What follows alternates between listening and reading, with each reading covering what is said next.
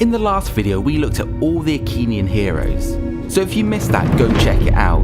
In this video, we're going to be looking at all the Trojan heroes and their unique mechanics. Let's start off with Hector, Prince of Troy.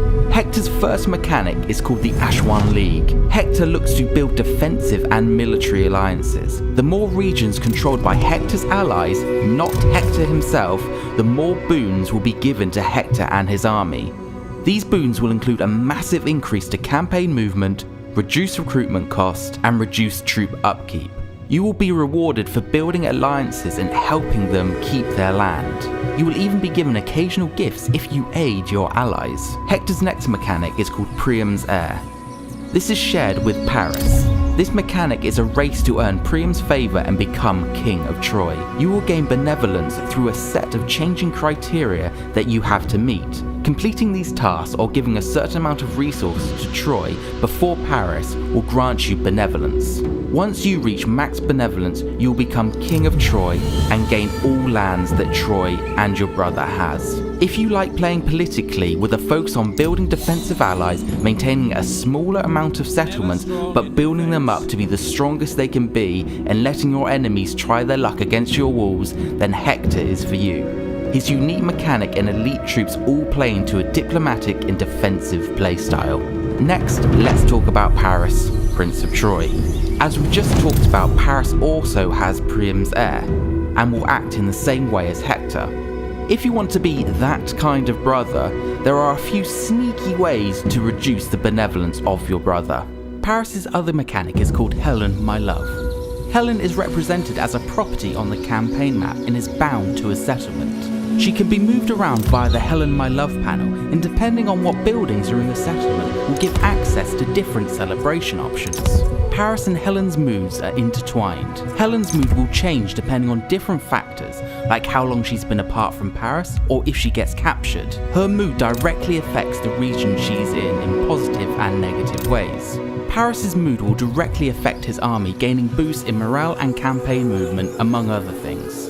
Paris can be for the more methodical player, planning out short campaigns with a specific goal in mind. Use Helen and Paris's mood to your advantage to build your population quickly and keep your people happy. Aeneas, Lord of Dardinia, cousin to Hector and Paris. He is able to participate in divine omens. Occasionally he can accept missions to earn the god's favour. This will cost you resources to perform the omen. These missions can range from raid or capture a certain region, eliminate a character, make peace with a warring faction, or even declare war. The harder the mission, the more favour you will acquire. Styxian Voices is the ability to talk to dead heroes. This is an ability that the cults don't like and will lower your favour with the gods. There are many different heroes you can commune with, including any dead hero within the game, and some special characters that are called Heroes of Old. Each dead hero can give you one of 3 buffs that will last for several turns. If you want to go a little deeper into the gods mechanic and want a more random, unpredictable playthrough, then Aeneas may be the hero for you.